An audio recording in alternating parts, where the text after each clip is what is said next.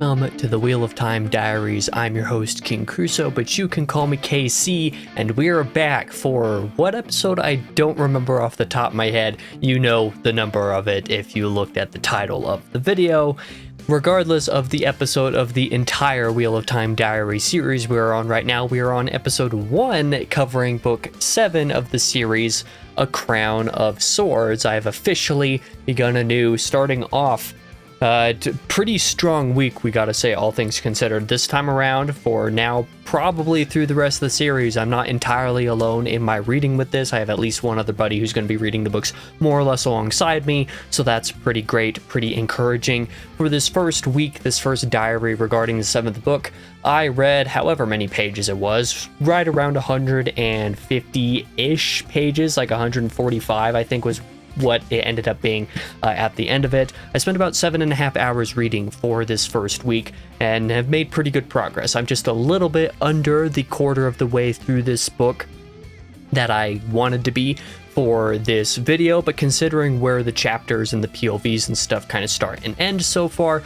it turned out actually being a pretty great stopping spot. You probably notice I have a second bookmark in there. That is the goal of where I'm going to try to be by next week, just based off of approximations that I could make with POVs. So I have read up to chapter 8, so the prologue in the first 7 chapters. I'm going to be to chapter 18 by the time we do another one of these diaries next week. As for the actual reading itself, how have I felt so far as my early impressions of A Crown of Swords? Well, it's been pretty good. It's been pretty refreshing, actually, for a couple of reasons. Number one, because the prologue actually felt like both a prologue for this book and an epilogue for Lord of Chaos, so it made the easing in for the series again after a handful of months since I finished reading Lord of Chaos. When was that? The end of October when I finished reading that? So it's been a solid 3 months since I finished reading that book at this point. It's quite a while, actually.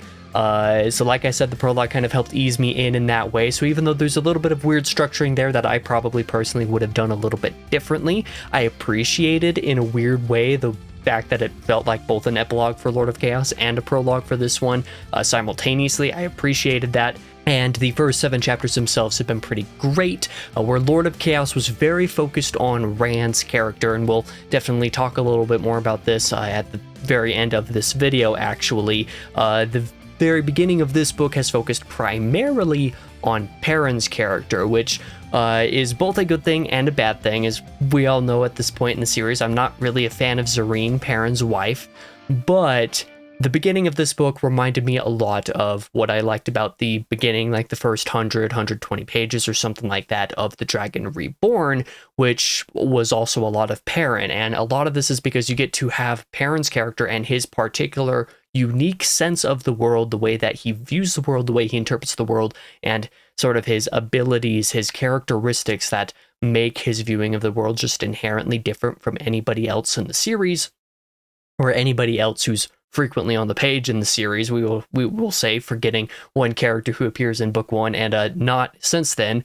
who kind of introduced Perrin to these things in the first place, ironically enough. Anyway, Perrin's unique sort of interpretation and sense of the world is really refreshing. It's a lot of why I really like his character when Zareen is out of the picture, and him being able to view Rand as an external perspective is something that I really enjoy. I really liked that about the beginning of The Dragon Reborn, one of the reasons why I loved that book so much, and it's one of the reasons why I really enjoyed the beginning of this book. But that is how I felt about basically the start of the book so far, the first 150 pages or so, the first 23% of the book. That was my spoiler-free talk. Let's now actually jump straight into the spoilers and actually discuss some of the harder material of the book that I have read up to this point. Like I said, I'm covering the prologue in the first 7 chapters. While the series isn't entirely always structurally in the order of, the chapters as I read them, this week is actually going to be rather conducive to being able to follow along a pattern sort of like that. Although the prologue, I'm not going to be talking about all of the events as they happen in order, because there's some structural decisions that were made in there that were kind of interesting. Let's actually talk about the prologue itself and basically give you my thoughts on what happened. So some of the major revelations in the prologue. First off, we had a POV from Elida in the prologue, and this actually lasted quite a bit of time, and I really enjoyed it. I really enjoyed this POV, to be completely honest with you. And then a little bit later in the prologue, we had another POV from Alviarin, who Elida is talking to in the beginning of the prologue. So you have these kind of POVs to offset each other. Interesting balances between the powers at play in the series in this part of the prologue. So first off, Elida and Alviarin, however you want to pronounce her name, I don't know why I said it so weirdly, they converse with each other in the beginning of the prologue over some news regarding the Black Tower. Alviarin reveals to Elida that Rand has a Black Tower just outside of, or somewhere outside of Camelin, wherever the heck that may or may not be. This Black Tower is supposedly a gathering, or rather it is a gathering of men who have the ability to channel. Now, the Aes Sedai at this point do not believe that there's actually that many men there who can channel, and if there are, they can easily take care of it. As a result, Elida commands that 50 Aes Sedai sisters and 200 of the other tower guardsmen go to the Black Tower to still the basically quote-unquote 2 or 3 channeling men who are there, and Elida also asserts that the rumor that Taim is at the Black Tower is not true, because he cannot possibly be alive. So this is part of what's going on here. Found that rather interesting. The army of Brins, Gareth Brins, I guess that's how his name is supposed to be pronounced, even though I want to say Brine, whatever. He is supposedly coming to the tower, and Elida is certain that he will make no mark and fade away in that endeavor. She also implies that Egwene's rise as the Aes Sedai, the Amyrlin seat of the sort of breakaway group of Aes Sedai that left the tower when Elida deposed Siuan Sanche, Elida implies that Egwene's rise is so that none of the actual powerful Aes Sedai who are, part of this other hall of the tower, this breakaway group, so that none of those powerful people will have to be stilled like Egwene will when, sort of justice comes to be served as a result of these Aes Sedai rebels. So that was an interesting little political point that I felt like I had to note, like interesting ramifications that could come in the future of the series as a result of this. That means that Egwene is probably going to be more or less a target as the effective Amyrlin, according to Elida's view, so that she can be, taken care of, while the others may or may not have the option to rejoin the tower at some point in the future. Interesting implications regarding all of that. Elida also, at the very end of this portion of the scene, has a foretelling of the doom of the Black Tower here, the uniting of the White Tower once again, and also Rand as the Dragon Reborn feeling the anger of the Amyrlin. I suspect that part of this foretelling is obviously going to come true, because foretellings seem to come true in this series. It's just not a matter of knowing how exactly they're going to come true, kind of the way that the wheel of time turning and things repeating doesn't always exactly repeat in the same way. You kind of know some of the major events that are going to happen, but you may or may not have some sort of influence or sway one way or another. Not everything is predetermined to a T. This is more or less how I think that foretellings are actually happening. I suspect that part of this foretelling will actually come to pass a little bit differently than Elida probably supposes it will. I think that at some point in the future, the tower will unite again, as the foretelling says, but under Egwene rather than under Elida, and that Rand will feel Egwene's anger for some such nonsense going on between the personal politics of all of the main characters, and like I said, not exactly as Elida assumes that is going to happen. A little bit later in the prologue, like I said, you have a POV from Alviarin as well, who is a Black Aja, which I had somehow forgotten had been revealed, I believe, in Lord of Chaos, if I'm not mistaken, but she is definitely the Black Aja. She is the keeper for Elida as the Amyrlin seat of the White Tower. She, after this meeting, goes to meet with Messiana, one of the Forsaken. Apparently these two have been conversing and kind of meeting together and revealing a bunch of information for a while now. At this point, Alviarin has no idea who Messiana is, or who she's disguised as, or where she's hiding, or in any way in the tower, so that's rather disconcerting information. But in this POV, Alviarin tells Messiana of the foretelling that Elida just had, and also of the rest of the meeting as well. And part of this meeting between them sees details about some previous Amyrlin being overthrown and Black Aja plots in the tower being hinted at, particularly where Alviarin is pretty convinced that the Black Aja was not involved with certain events within the White Tower, certain backstabbings and other political maneuverings going on within the tower. Interesting details that I'm not sure where they place or where they fall, how they're going to take place in the main narrative, but I found them interesting to note. Another couple sections of the prologue sees a little bit of the aftermath, sort of like the end of the Battle of Dumai's Wells, which happens, of course, as the climax of Lord of Chaos. Specifically, we get a POV from Savannah, who is the widow of Kaladin, who the previous leader of the Shaido Aiel, back when, before Rand killed him for being a sort of fake Kara Karn of sorts.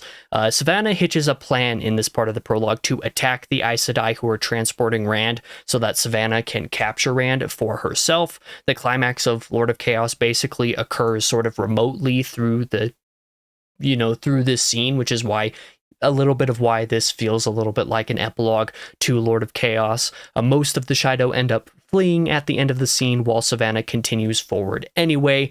Don't know precisely what goes on with all of this yet, how the Shaido are going to fit into the plot moving forward, but it was an interesting scene nonetheless. In the end of Dumai's Wells itself, we also see a POV from Gawain leading a small army. He considers his desire to kill Rand, despite the promise that he made to Egwene.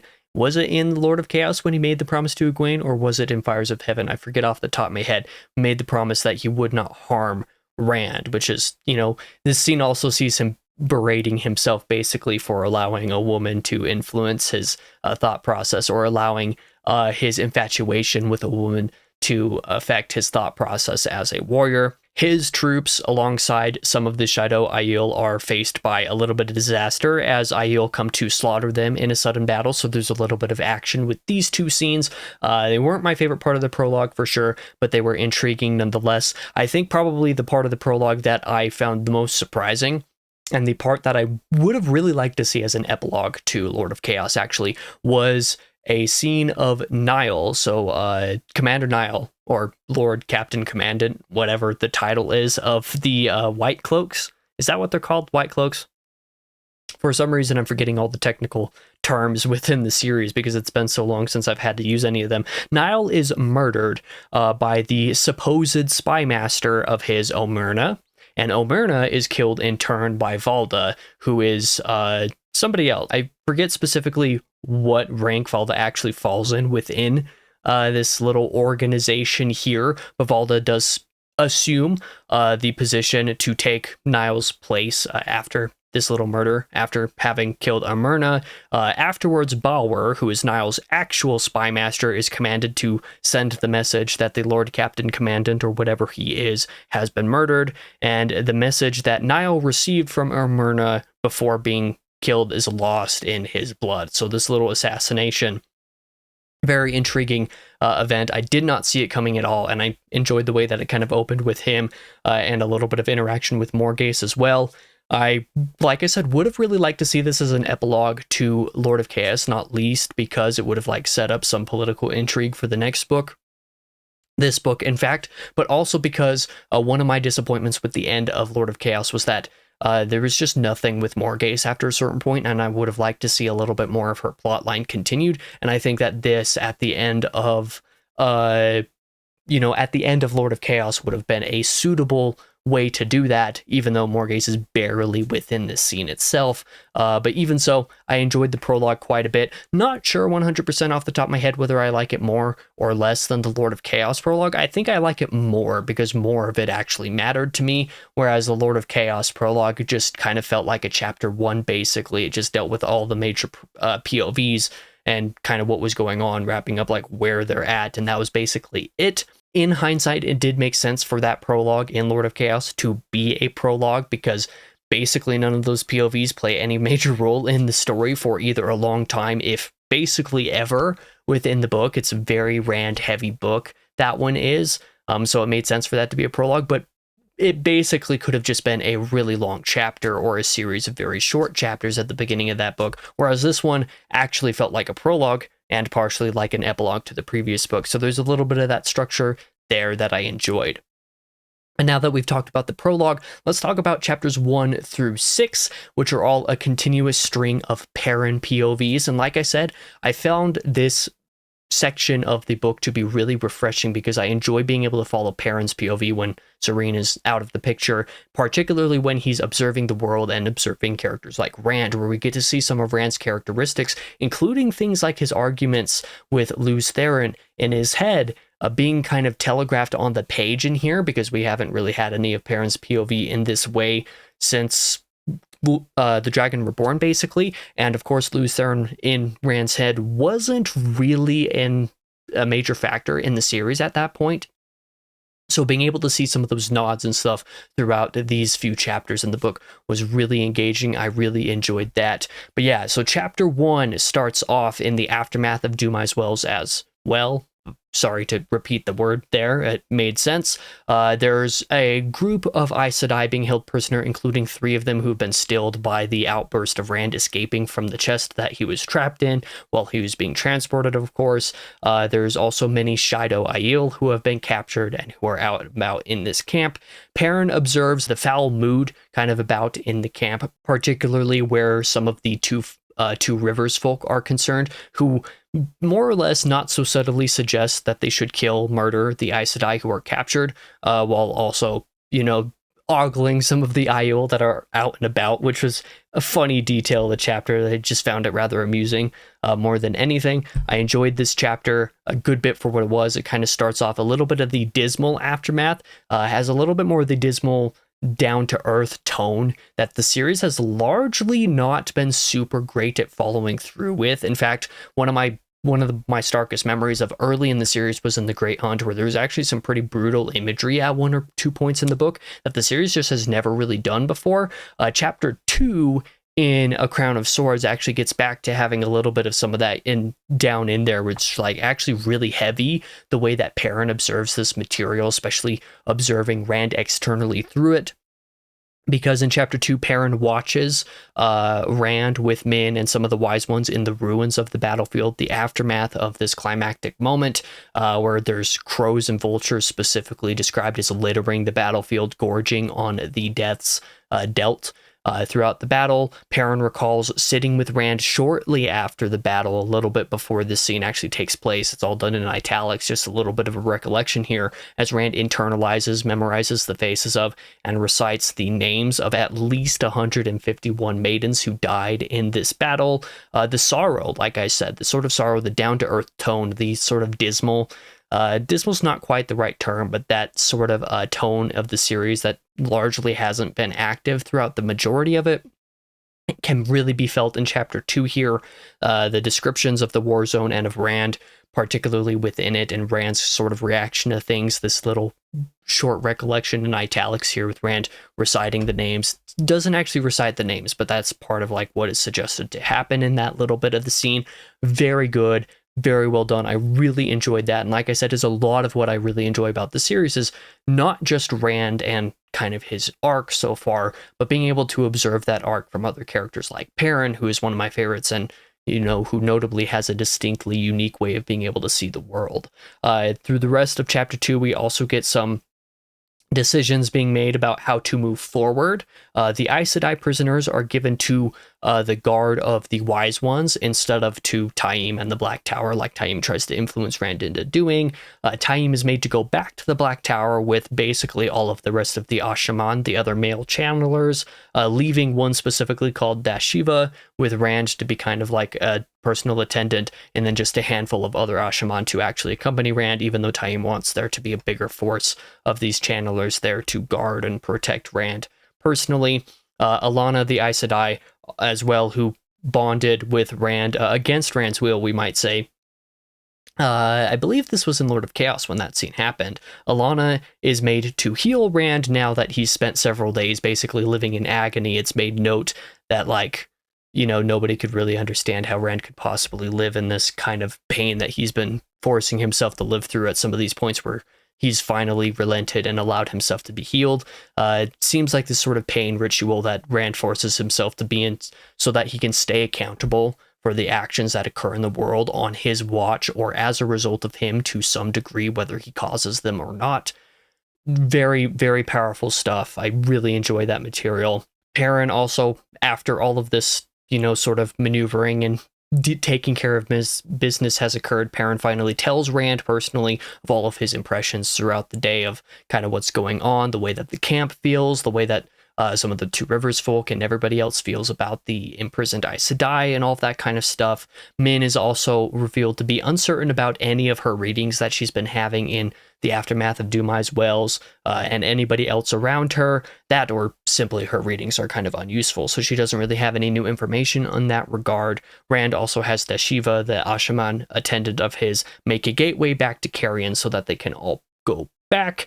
Chapter 3 was a little bit shorter, not quite as much really eventful stuff happened there. The precarious political situation, however, of Carrion is made to be quite well known in Chapter 3, and I enjoyed being able to read some of that between some of the anti-Rand parties being made, Queen taking over power in unexpected ways here, and also a revelation that there are several Aes Sedai within the city here. Interesting information to learn about. Perrin also worries about Zareen, and this worry mounts as he realizes that the two Aiel who usually attend her are not actively with her at this moment. And this is when we move into Chapter 4, which is not my favorite chapter in the world. This is part of when I don't really like Perrin very much. Of course, like I said at the very beginning of the video, it's really no secret that I don't really like Zareen, and I don't particularly like the effect that she has on Perrin's character. When Perrin is separate from Zareen, there's a lot of really interesting ways that he interprets the world, but when he is not separate from her, or when she is the only thing that is filling his mind, he becomes really irritating and childlike. So, Rand and Perrin and the 1,000-man army that they basically have with them entering Carrion. A small number of them enter the Sun Palace as well within this chapter, all while Perrin continues to worry about the Zareen. They learn that Zareen is now one of the attendants of the new queen, quote-unquote, of Carrion, named, is it Culavere? I really have no idea how to pronounce her name off the top of my head, so absolutely butchered it, but this was a woman who was looking for the crown of Carrion and basically decided to usurp Rand's will and take it anyway. Zareen is now kind of one of her attendants for reasons that we don't really understand quite at this point in Chapter 4. That's really all that happened in Chapter 4, but kind of what I was saying about Perrin, I didn't love the chapter because a lot of it was just Perrin in his head thinking about her. And I'm actually going to quote one of the lines that occurs on the second page of the chapter, mind you, that perfectly encapsulates why I have a problem with this sort of relationship. A notion had planted itself in his mind. If he brought her mare to Carrion, Zareen would be all right. It was ludicrous, a boy's fancy, a small boy's foolish fancy, and it would not go away. Like I said, this basically encapsulates every problem that I have with Zareen's character, not just because her character is pretty bad in basically every regard, but because she makes Perrin an actively bad character. When Perrin is separate from her, he's really great, really interesting, a great tool to observe the world in a unique and dynamic way from everybody else in the series. But when his mind is only focused on her, he becomes a child. He becomes a little boy that is not concerned with anything besides this wife, and it's just kind of annoying, and I don't really like it. So Chapter 4 didn't really work for me because of that reason. I just found it funny that Robert Jordan put a quote in there in the book that basically perfectly explained why I tend to have a problem with this. But moving into Chapter 5, which was incredible. There's a lot of political tension going on in Chapter 5. It is great. Like I said, absolutely loved this material. So the group enters the throne room to confront Culavere directly. She insists, as part of this political argument, that she has right to the throne and that Rand should bless her right to the throne for one reason or another. But over the course of this political drama, Perrin accuses her of being behind the deaths of some of the other nobles who also had some sort of small claim for the throne, so her effective noble competitors. Zareen also accuses her of conspiracy against Rand directly via the words of another attendant who disappeared, supposedly, maybe potentially was murdered.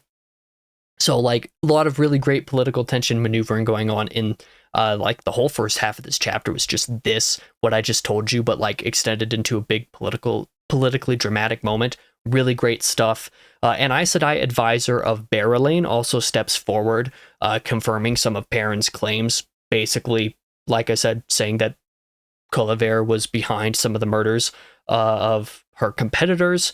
This advisor of Berylane was believed by Colliver to be her attendant, but was not in fact her attendant. She's just kind of there to, kind of aid in the process in whatever way. Rand, of course, doesn't inherently trust Aes Sedai, but interesting for there to be a new one here. Her name's Honora, by the way.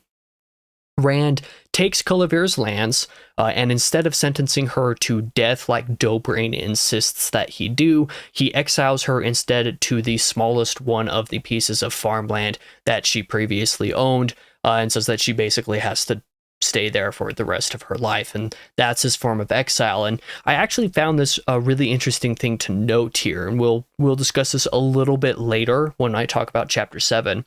I found this an interesting way to explore Rand's refusal to harm or to directly harm or kill women, is the sentencing of Colliver, who, again, by the laws of Carrion, by all means should be killed, and by Rand's own laws should be hanged for the sort of offenses that she's committed over the course of her taking the crown in Carrion here.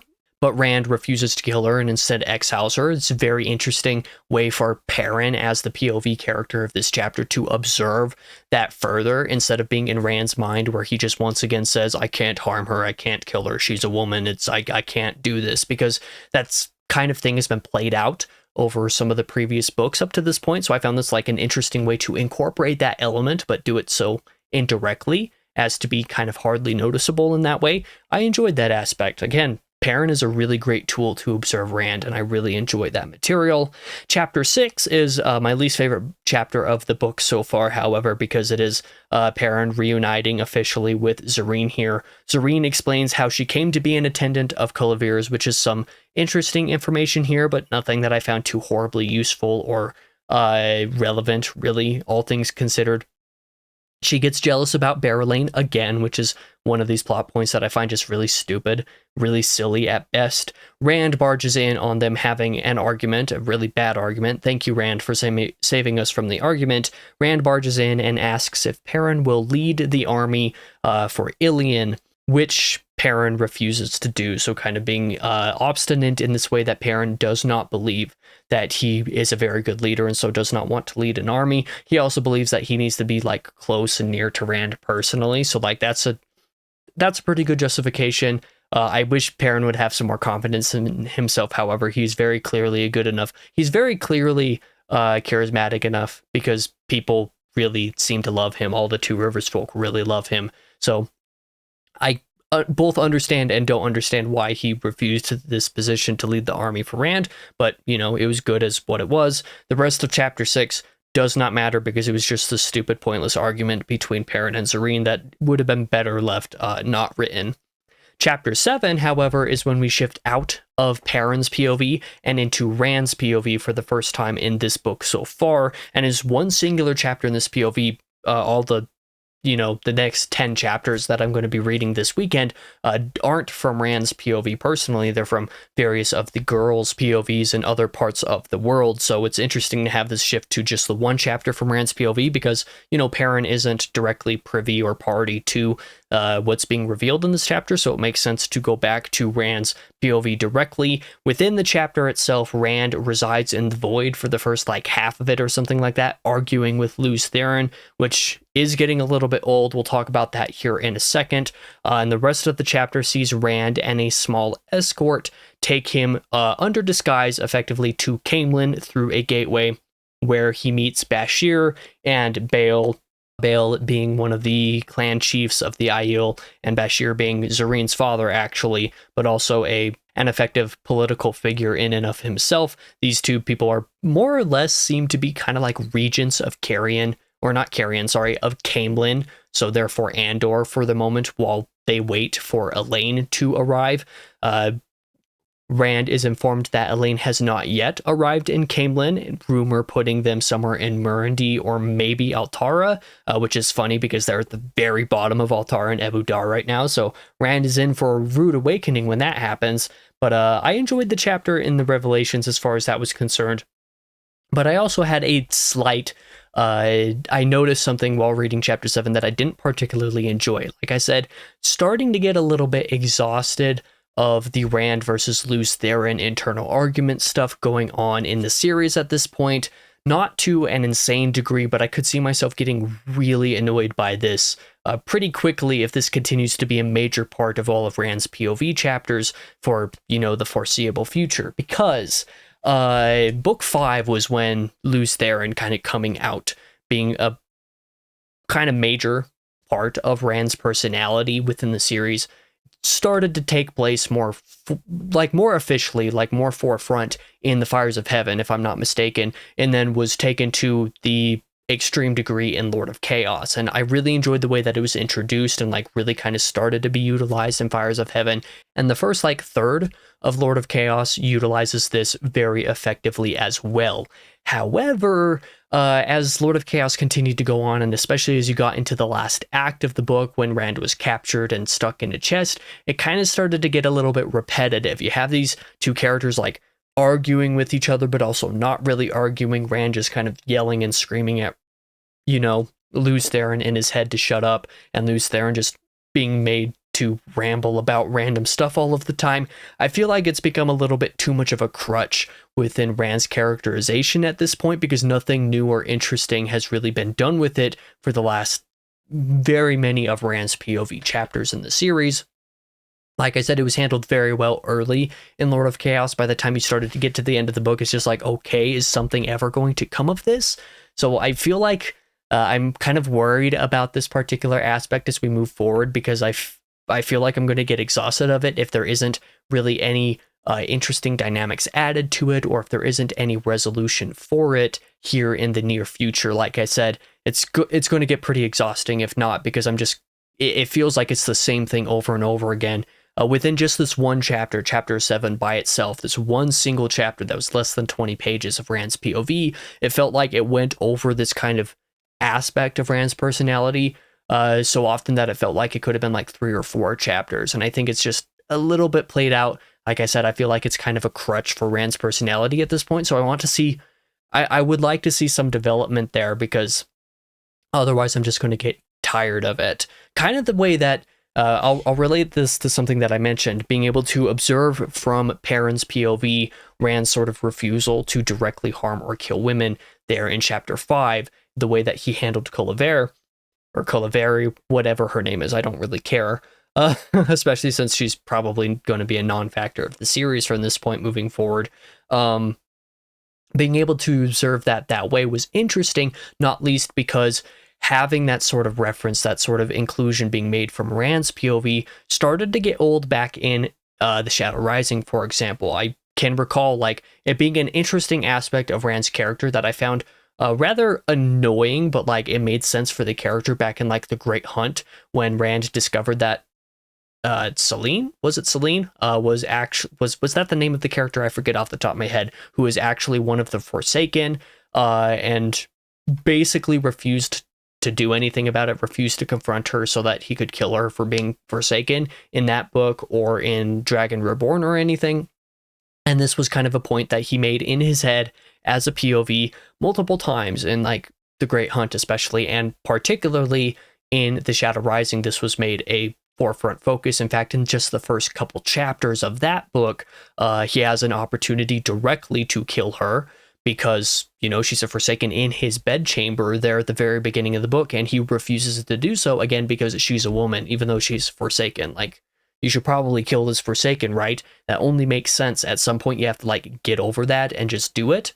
I enjoyed being able to have that aspect included in Rand's character, but from Perrin's POV, because it's an indirect reference to that thing that we already know and kind of had beaten into our skulls. This Lews Therin thing was interesting from Perrin's POV through the first several chapters of the book for the very same reason. It was an external, indirect reference to those things that we know what's going on, but Perrin doesn't, and there's sort of that stage play irony going on there that is really, really interesting. However, from Rand's POV, it's just getting to be a little bit repetitive and played out. So, like I said, I'm not trying to harp on this as it actively affected my enjoyment of chapter 7, but to a degree, it's worrying me is what it is. I'm a little bit concerned about how this aspect is going to continue further in the book and especially further in the series. I have obviously no idea how much longer this aspect is a thing before some effective resolution or major developments within it start to occur. And if it's going to be like the rest of this book, and especially if it's going to be more than that, where nothing changes and it's just going to be this every single page of every Rand chapter for the next little while, I'm going to find myself very bored by and probably exhausted with Rand's POV before too long. And that is not something that I want to happen. I don't want to be bored by or especially exhausted with, or I'm definitely not annoyed by Rand's POV within this series. That would be bad. That would be detrimental to my enjoyment of the series overall, especially since Rand is the main character. So, like I said, I'm just a little bit worried about that.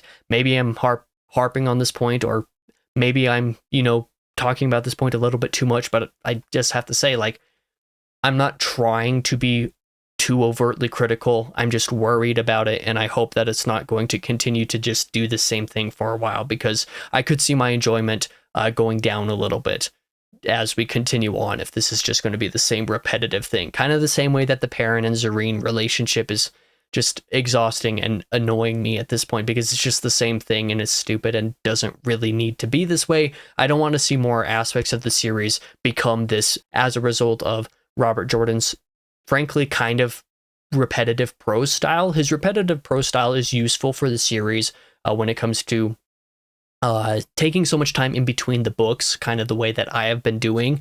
But yeah, when it comes to certain particular aspects of personality and relationships like this, like with Perrin and Zareen, and like with Rand and Lews Therin here, there comes a point where it becomes an actual problem within the story itself to be as repetitive about it. So I just hope that that doesn't become too much of a problem moving on.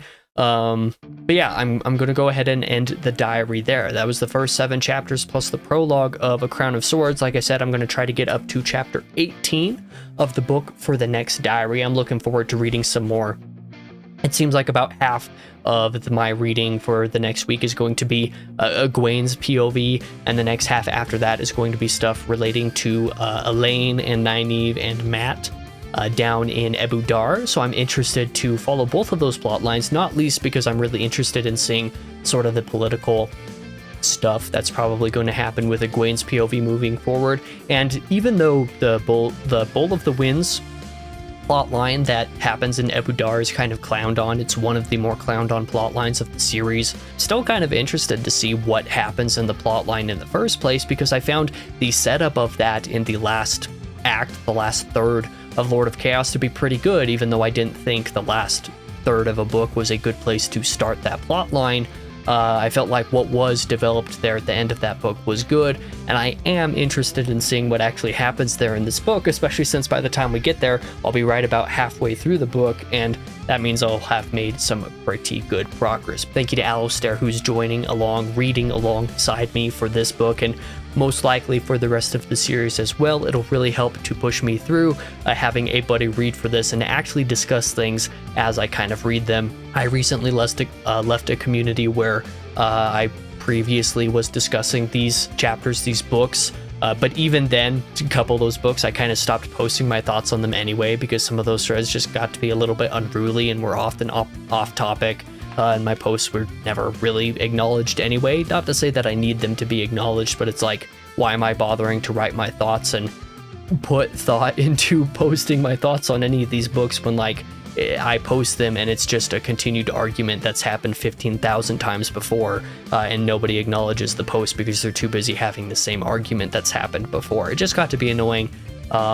I've recently left that community, having, like I said, Aloe there to be a sort of buddy reader where we can actually discuss what we're reading. It's been refreshing so far early on in this book, even though it's only been the first 6 or so chapters that we've discussed, but I've enjoyed that aspect, and I hope to enjoy that aspect as I continue and read through the rest of Robert Jordan's output within the series through the rest of the year. But with that being said, I've been rambling now. This video is definitely a little bit longer than I expected it to be. Thank you one final time for watching. For now, I have been your host, King Crusoe. You can call me KC, and I hope to see you guys in the next diary next week.